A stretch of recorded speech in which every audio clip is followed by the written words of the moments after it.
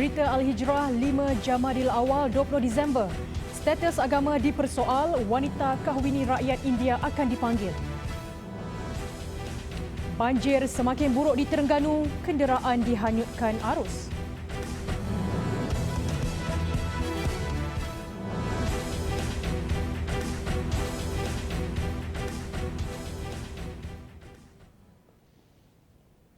Bismillahirrahmanirrahim. Assalamualaikum warahmatullahi wabarakatuh. Anda bersama saya Fazidah Mustafa dalam Berita Al-Hijrah.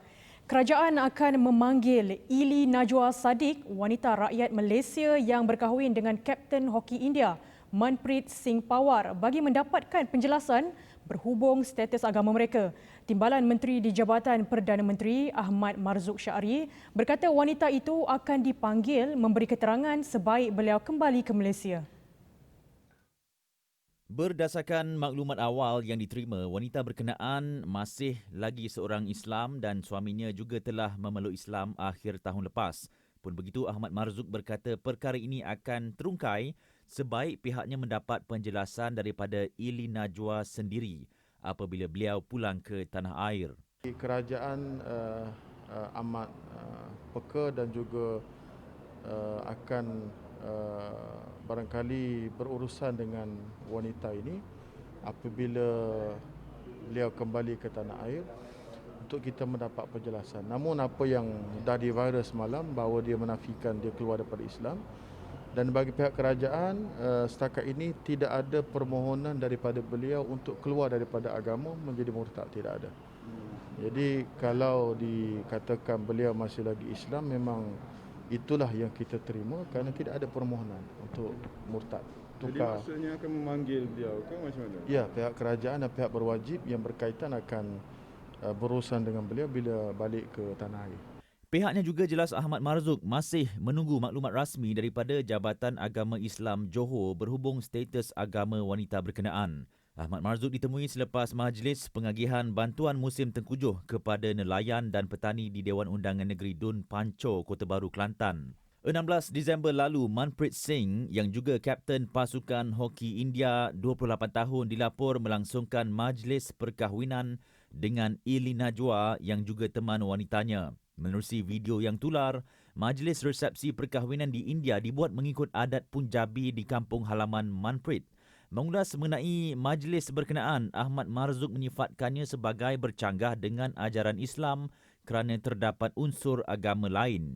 Bagaimanapun, beliau berharap masyarakat tidak gusar dan bersangka baik serta mengandaikan wanita itu masih lagi beragama Islam.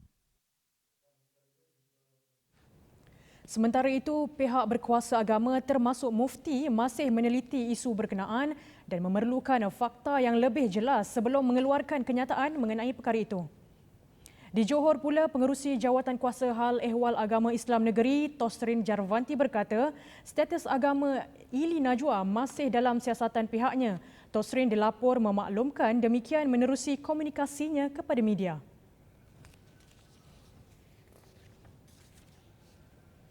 Beralih ke perkembangan banjir di pantai timur Semenanjung, satu keluarga melalui detik cemas apabila terperangkap di dalam kereta jenis Toyota Avanza yang hanyut akibat banjir di Bandar Cenih Baru Kemaman jam 7 pagi tadi.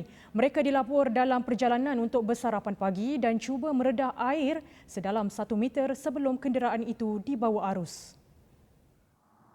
Pemandu berusia 34 tahun, isterinya serta anak lelaki mereka berusia 6 tahun bagaimanapun berjaya menyelamatkan diri. Operasi menaikkan kereta mereka ke tempat yang lebih selamat selesai dalam 2 jam. Sementara itu, dalam kejadian berlainan, 2 sahabat nyaris maut apabila skuter jenis Yamaha Ego dinaiki mereka dihanyutkan bah di kampung Ibok, Kemaman jam 3 petang kemarin. Mereka bernasib baik kerana insiden itu disedari anggota Angkatan Pertahanan Awam APM yang sedang membuat rondaan banjir. Salah seorang mangsa sempat menyelamatkan diri namun seorang lagi tersangkut di pokok sebelum diselamatkan anggota APM dengan mengikat tali di badannya. Semalam, media turut melaporkan seorang penjawat awam nyaris maut apabila kereta Pro2 Myvinia dihanyutkan banjir. Kejadian itu berlaku di kilometer 11 Jalan Cukai Air Putih di Kemaman ketika pemuda berusia 27 tahun itu cuba meredah banjir. Sementara itu, situasi banjir di Terengganu semakin buruk dengan bilangan mangsa meningkat kepada hampir 8,000 orang. Kesemuanya kini telah berpindah dan ditempatkan di 47 pusat pemindahan sementara di 4 daerah setakat jam 7 malam tadi. Kemaman kekal sebagai daerah paling teruk terjejas dengan 28 pusat pemindahan dibuka. Ia diikuti Dungun dengan 15 pusat pemindahan, Hulu Terengganu 3 dan 1 di Setiu. Sementara itu, penduduk diharap sentiasa berwaspada dengan situasi banjir yang tidak menentu memandangkan negeri ini dijangka akan terus menerima hujan lebat. Jadi keadaan perlu mengambil langkah-langkah berwaspadalah. Berikutan pada pagi ini masih lagi kita terimalah hujan walaupun keadaan sekejap-sekejap, tapi langkah-langkah berjaga-jaga itu perlu kita ambil. Sementara itu, mangsa banjir di Kampung Paya Besar, Hulu Terengganu berkata air mulai naik di kediaman mereka pagi semalam selepas berlaku hujan lebat beberapa jam. Meskipun air dilihat sedikit surut semalam, mereka tidak berani pulang ke rumah masing-masing kerana bimbang air kembali naik jika hujan. Jadi saya balik tu tiba-tiba air naik dah. Mana ada orang telefon kampung? Ada orang rumah ada lah. Kita berhubung semua tanya. Naik mengejuk ke air? Dia cepat sikit naik air. Kencang lah. Tapi tak cepat mana kira boleh tu atau dalam Jepang lah air naik pun. Air ni biasa kalau hujan lebat sini pun dia naik juga. Tetapi biasanya air daripada Pekan Ajar. Apabila di Pekan Ajar surut, dia akan mari sini. Menurut mereka lagi, air lambat surut di kawasan itu kerana air bah dari kampung Pengkalan Ajal yang turun ditambah hujan lebat dan air pasang besar turut memburukkan lagi keadaan. Musim berkhatan ketika cuti persekolahan bermula. Bagaimanapun, di kala negara masih belum bebas daripada ancaman COVID-19, para penganjur program berkhatan itu diingatkan supaya sentiasa patuh kepada prosedur operasi standard SOP yang telah ditetapkan sebagai langkah membendung jangkitan virus itu. Ingatan itu turut dibuat Menteri di Jabatan Perdana Menteri Datuk Dr. Zulkifli Muhammad Al-Bakri yang menasihatkan agar pemakaian pelitup muka sentiasa diamalkan selain amalan penjarakan fizikal sepanjang program berlangsung. Beliau turut merujuk program Khatan Is'adul Usrah 2020 anjuran Yayasan Dakwah Islamiah Malaysia Yadim hari ini sebagai contoh yang baik kerana mengikut SOP yang telah ditetapkan. Dengan kita mengambil kira SOP yang telah ditetapkan oleh MKN, Majlis Keselamatan Negara dan juga KKM, dengan sebab itu pada hari ini tak adalah kita panggil bomba untuk sembuh anak-anak dengan air, jadi tak ada. Saya ingat ada tadi, jadi sini tak ada hari ini kerana kita nak meraihkan kepatuhan SOP dalam suasana kita menghadapi pandemik COVID-19 ini. Program Khatan Is'adul Usrah 2020 ini dijalankan di seluruh negara dengan kerjasama Pertubuhan Ibnu Sina Malaysia PAPISMA khusus untuk meringankan beban ibu bapa, penjaga asnaf dan golongan B40 dalam melaksanakan tuntutan ibadah berkhatan. Bantuan turut diberikan kepada keluarga kanak-kanak yang dikhatankan itu. Sementara itu, Ketua Pegawai Eksekutif Yadim, Kamarul Arif Tuan Soh berkata, program hari ini akan disusuli di beberapa negeri lain antaranya Johor, Kelantan, Kedah, Sabah dan Sarawak dengan peruntukan RM20,000. Alhamdulillah, PAPISMA bersetuju dan juga sudi untuk bekerjasama dengan Yadim dalam arti kata nak menyediakan tempat dan juga menawarkan doktor di kalangan ahli-ahli mereka untuk melakukan perkara ini. Jadi kita gerakkan di seluruh negara. Sebenarnya pada semalam dan hari ini telah bergerak di 5 negeri sebenarnya. Dan sampai ke bulan Januari nanti ada lagi negeri yang akan melaksanakan program seperti ini. Sementara itu, riak kegembiraan kanak-kanak terpancar selepas selesai dikhatankan. Keluarga mereka turut berterima kasih kerana menerima bantuan menerusi program ini. Lebih-lebih lagi, sebahagian keluarga ini terkesan akibat kekurangan punca pendapatan berikutan pandemik COVID-19. COVID ni kan, memang kita orang memerlukan bantuan macam ni. Okey, lepas tu syukurlah. Ucap terima kasih banyak pada pihak Yadim apa semua untuk bantuan ni, semangat ni. Okay. Seorang je kata. Ini hero. Saya driver bapa siaran. Jadi start daripada bulan 1 memang tak kerja sampai sekarang. Tadi saya dapat bantuan daripada berupa beg beras dengan sedikit sumbangan dan anak saya dapat habuan ni lah. Habuan berkatan. Sekembali nanti, pembinaan masjid perlu 18 juta ringgit lagi.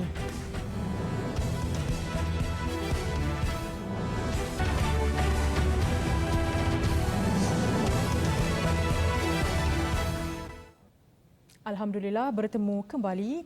Sejumlah 1,340 kes baharu COVID-19 dilaporkan hari ini dengan 1,337 adalah kes tempatan manakala 3 lagi kes import. Kementerian Kesihatan Malaysia KKM memaklumkan 4 kematian dicatatkan hari ini akibat virus berkenaan. Menurut KKM, pertambahan kes baru itu menjadikan jumlah kes keseluruhan kini 93,309 kes, manakala pertambahan kes kematian hari ini meningkatkan jumlah keseluruhan kematian kepada 437 kes. 1,067 kes sembuh baharu hari ini dan jumlah keseluruhan sembuh meningkat kepada 77,309 kes. Selangor kekal catat jumlah kes baharu tertinggi dengan 441 kes, diikuti Kuala Lumpur 284 dan Sabah 194. 3 kluster baru dikesan iaitu kluster Tapak Bina Metropolis di Kepong, kluster Estate Maju di daerah Putatan, Tuaran dan Kota Kinabalu serta kluster Batu 39 di Pontian Johor. 147 kes positif dilapor dari kluster Tapak Bina Metropolis, manakala 2 lagi kluster baru masing-masing merekodkan 28 kes. Madu kelulut boleh dijadikan salah satu alternatif bagi meningkatkan imuniti badan manusia, lebih-lebih lagi ketika negara diancam virus COVID-19. Perkara itu disahkan menerusi hasil kajian dan penyelidikan mengenai manfaat serta kebaikan madu berkenaan. Menurut penulis buku Kelulut, Antioksidan dan Tekanan Oksidatif, Profesor Madya Dr. Razina Sharif, banyak lagi dapatan kajian daripada sampel asli madu kelulut diperolehi, malah dibukukan untuk rujukan para penternak dan masyarakat umum. Penulisan buku berkenaan turut mendapat kerjasama Bayu Gagah Marketing Sendirian Berhad. Eksperimen yang dijalankan adalah berbentuk in vitro, di mana sampel yang diberikan menunjukkan madu kelulut mempunyai kesan antioksidan yang tinggi dan boleh melindungi sel dari kerosakan DNA. Anggap sahaja DNA ini sebagai tiang konkrit rumah, di mana apabila tiang rumah ini rosak, maka ia akan memberikan kesan kepada seluruh rumah. Jadi begitulah untuk analogi DNA. Jika DNA rosak, maka ia akan memberikan kesan kepada seluruh tubuh. Beliau yang juga Ketua Makmal Bioserasi Pusat Pengurusan Penyelidikan dan Instrumentasi CRIM Universiti Kebangsaan Malaysia UKM berkata, selain meningkatkan imuniti badan, madu kelulut juga mampu berfungsi sebagai pelindung kepada kerosakan DNA dan tekanan oksidatif. Dalam pada itu, pengusaha produk Bayu Kelulut turut mengalu-alukan usaha dan kerjasama dengan pihak kerajaan, universiti dan industri dalam memperkasakan perusahaan industri madu kelulut ke persada dunia. Kajian terperinci secara saintifik seumpama ini juga diharap dapat meneroka kelestarian dan kebaikan madu kelulut sekaligus memberi maklumat baru kepada masyarakat. Mudahan masyarakat umum terima anjakan paradigma dan sedar serta mula beralih dari amalan pemakanan makanan sampingan yang mengandungi serba kimia kepada pemakanan makanan sampingan semula jadi alam seperti madu kelulut, keluaran Bayu Kelulut, satu jenama yang dipercayai. Tidak sekadar melakukan amal jariah tetapi juga berpeluang memudahkan urusan hampir 30,000 penduduk di sekitar Alam Sari, Kajang, Selangor. Itulah manfaat dan nikmat yang bakal diperolehi setiap pewakaf melalui sumbangan mereka untuk membina Masjid Baitur Rahman Alam Sari dengan kos yang dianggarkan sebanyak 25 juta ringgit. Pengerusi Masjid Baitur Rahman Alam Sari, Datuk Said Jaafar Said Ibrahim berkata, projek pembinaan masjid berkenaan masih memerlukan dana sebanyak 18 juta ringgit selepas sumbangan terkumpul setakat ini telah mencecah 7 juta ringgit. Yalah, kita nak wujudkan sebuah masjid di sekitar Alam Sari ni. Pasal kita tidak ada lagi masjid di sekitar Alam Sari yang boleh memuatkan lebih kurang 30,000 penduduk. Dan masjid yang terdekat ialah di UKM dan juga masjid Kampung Batu 5. Jadi di sekitar Alam Sari ini kita ada satu surau Jumaat iaitu dimiliki oleh GMI. Jadi keperluan Masjid Baitur Rahman Alam Sari ini adalah sesuatu yang sangat-sangat diharapkanlah. Beliau ditemui pada majlis kick-off bersama perundingan pembinaan dan pelancaran buku korporat Masjid Baitur Rahman Alam Sari di Putrajaya. Sebanyak 7 konsultan telah terlibat di peringkat awal dan akan memulakan projek berkenaan awal tahun depan. Kerja-kerja pembinaan akan dibuat di atas tapak seluas 3.51 ekar dan dibangunkan syarikat pemaju INP Group Sendirian Berhad iaitu anak syarikat SP Setia Berhad yang bernaung di bawah syarikat permodalan Nasional Berhad PNB.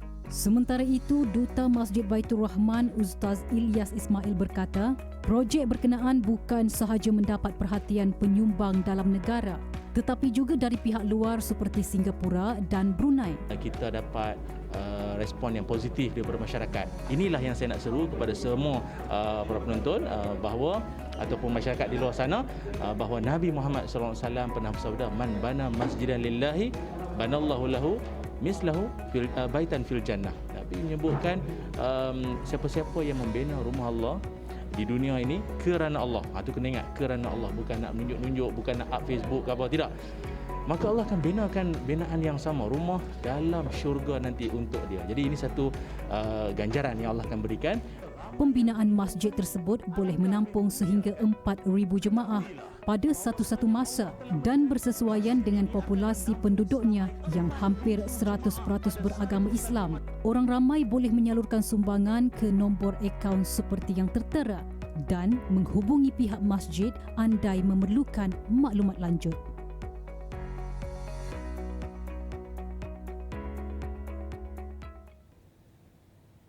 Yayasan Pembangunan Usahawan Terengganu YPU menyerahkan bantuan bernilai RM96,000 kepada peniaga kecil di 32 Dewan Undangan Negeri DUN di seluruh Terengganu. Menurut Exco Keusahawanan, Sumber Manusia Industri Mikro dan Hal Ehwal Pengguna Negeri Muhammad Huzaini Abdul Rahman, bantuan itu diberi bagi meringankan beban mereka yang terjejas pendapatan. Jelas Muhammad Nur Huzaini, sebanyak RM3,000 akan disalurkan kepada setiap DUN dan pejabat penilaras menguruskan proses pengagihan bantuan kepada peniaga kecil. Jumlah bantuan yang diterima setiap individu katanya tertakluk kepada bilangan peniaga yang dipilih berdasarkan kelayakan dan syarat yang telah ditetapkan. Jumlah penerima tu bergantung pada DUN masing-masing. Kalau sekiranya pembahagian tu seperti mana saya sebutkan tadi, dia kecilkan jumlah penerimaan, maka ramailah orang yang dapat dalam DUN tersebut. Tapi kalau dia besarkan, mungkin seorang je dia bagi 3,000. Seorang je lah yang dapat. Kalau dia bagi 1,000, mungkin 3 orang. Kalau bagi 500, mungkin 6 orang. Itu bergantung kepada kebijaksanaan DUN masing-masing. Beliau berkata demikian selepas majlis penyerahan bantuan perniagaan peniaga kecil di Kuala Terengganu. Muhammad Nur Huzaini yang juga pengerusi lembaga pengarah YPU berkata meskipun jumlah yang diberikan tidak begitu besar, namun ia diharap dapat membantu ramai peniaga yang terjejas akibat penularan COVID-19 dan kemelesetan ekonomi negara. Penerima katanya diharapkan dapat memanfaatkan bantuan sebaiknya bagi meneruskan kelangsungan perniagaan mereka. Permintaan getah asli meningkat akibat penularan pandemik COVID-19 yang sekaligus menstabilkan harga komoditi negara itu. Merebut peluang yang ada, pihak berkuasa kemajuan pekebun kecil perusahaan getah Risda merancang membina lebih banyak depoh lateks memandangkan harganya lebih tinggi berbanding getah buku atau lantun. Pengerusi Risda Datuk Muhammad Saleh Muhammad Sharif berkata, langkah itu sekaligus akan meningkatkan pendapatan pekebun kecil getah sekali ganda sehingga mencecah RM4,000 sebulan. Kita hari ini kita lihat bahawa bila pandemik COVID berlaku, sudah pasti permintaan daripada getah latex ni cukup meningkat. Seperti penggunaan sarung tangan, penggunaan buat barang-barang keluaran untuk medical dan sebagainya. Jadi permintaan tinggi dan juga harga pun tinggi. Bila mana COVID melanda, dunia perlukan getah asli. Kerana kita tahu getah sintetik ini tidak sama dengan getah asli, maka kita hari ini dah mula pekebun kecil ini merebut peluang untuk kita kembali kepada latex ini. Katanya 8 buah depoh latex telah dibina Risda tahun ini sebagai projek perintis melibatkan beberapa negeri seperti Perak, Kelantan, Terengganu dan Negeri Sembilan. Lebih banyak depoh latex dijangka akan dibina tahun depan bagi membolehkan lebih ramai lagi pekebun kecil mendapat manfaat. Beberapa faktor akan diambil kira termasuk jarak depoh dengan kilang serta kesanggupan pekebun getah untuk menghantar getah latex mereka berbanding getah lantun. Terdahulu, Datuk Muhammad Salim menyampaikan zakat Risda kepada 44 penerima kalangan orang asli di kampung Pancur Jempol, masing-masing menerima wang tunai dan barangan makanan. Selepas ini, Jepun perkenal stesen sanitasi telefon bimbit.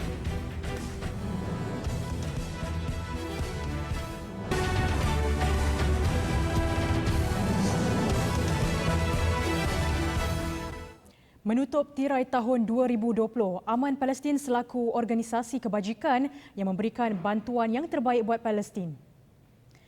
Dan seluruh bumi, Syam mengucapkan jutaan terima kasih kepada seluruh masyarakat yang telah membantu menjayakan setiap kempen dan agihan bantuan yang telah dilaksanakan. Ayo zahirkan sokongan terhadap Aman Palestin dengan memuat turun aplikasi Jom Menyumbang di iOS dan Google Play Store. Bangkit berjuang bersama. Pelbagai inovasi dan kreativiti dilihat dalam usaha memastikan virus COVID-19 tidak tersebar dalam kalangan orang ramai. Di Jepun, syarikat Wota mengilhamkan stesen mencuci tangan dengan sabun dan kios steril telefon pintar. Ia bertujuan memberi kesedaran tentang pentingnya penjagaan kebersihan khususnya ketika pandemik melanda. Syarikat Wota Corporation telah menyediakan 20 stesen mencuci tangan dan steril telefon pintar berhampiran bandar Ginza. Stesen berkenaan menggunakan air yang dikitas semula dan melalui 3 peringkat penapisan, 20 liter air digunakan untuk 500 kali basuhan oleh orang awam. Pengguna pula memberi maklum balas positif terhadap usaha ini. Sementara itu, proses mensteril telefon pintar mengambil masa 20 hingga 30 saat dengan pendedahan kepada cahaya ultra ungu. Pengguna hanya perlu memasukkan telefon pintar mereka ke dalam ruang yang disediakan sementara mereka mencuci tangan. Dalam pada itu, syarikat Wota Corp telah mula mengedarkan kira-kira 4,000 unit peralatan itu ke seluruh Jepun. Ia menyasarkan inovasi berkenaan ke pasaran antarabangsa tahun depan, lebih-lebih lagi ke Amerika Syarikat yang mula melihat potensi dan manfaat ke atas kesihatan masyarakat. Apa kata luangkan masa sejenak kita renung nasib sebahagian daripada insan-insan yang cukup menderita akibat pandemik COVID-19. Sama-samalah kita insafi keperitan hidup mereka yang tua, kanak-kanak, bayi dan yang kurang upaya serta uzur. Hulurkan sedikit daripada rezeki kita untuk meringankan beban mereka. Sedekah pencetus barakah.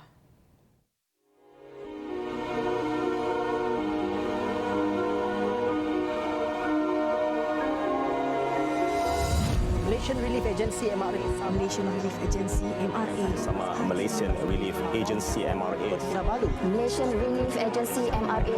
Malaysian Relief Agency MRA Sabah merayu orang ramai untuk menyumbang menerusi tabung kecemasan OPS COVID-19 2.0 bagi meringankan beban mereka yang terjejas akibat pandemik itu.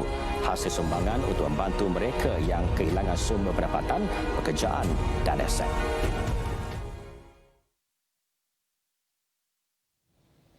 Impian membina empayar perniagaan kosmetik sendiri kini menjadi realiti.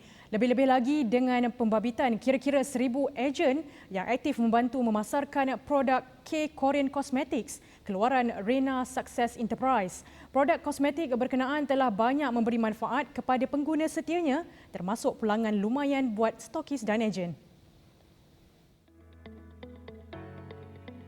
Rina Success Enterprise merupakan syarikat Bumi Putra, gabungan anak kampung dan Felda yang sudah bertahan 5 tahun di pasaran.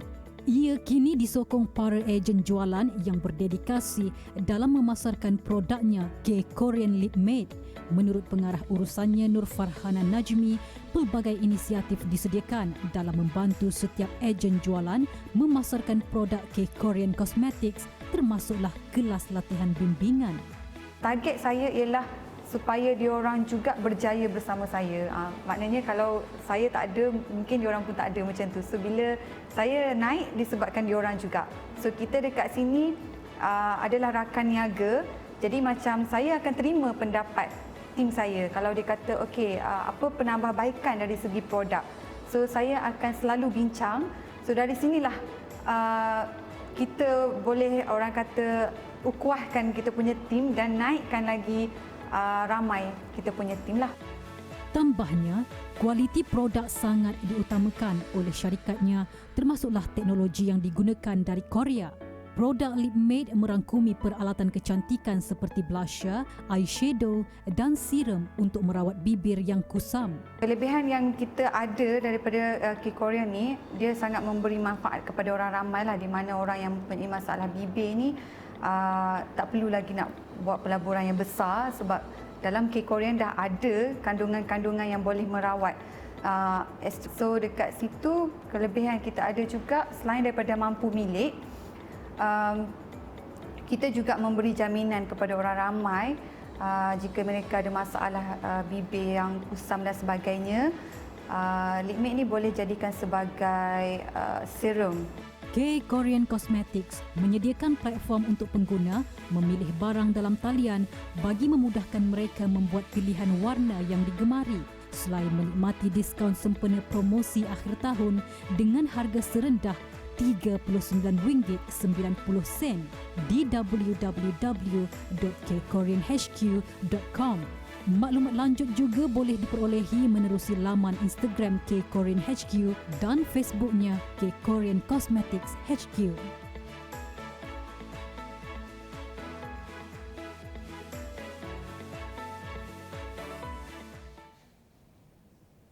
Jangan ketinggalan bersama rakan penyampai Khadizah Faisal dalam Globe Al-Hijrah jam 8.45 malam nanti. Antara paparan menarik adalah mengenai situasi kebuluran yang kritikal di Yaman. Dengan itu, sekian berita Al-Hijrah. Saya Fazidah Mustafa. Assalamualaikum warahmatullahi wabarakatuh dan selamat malam.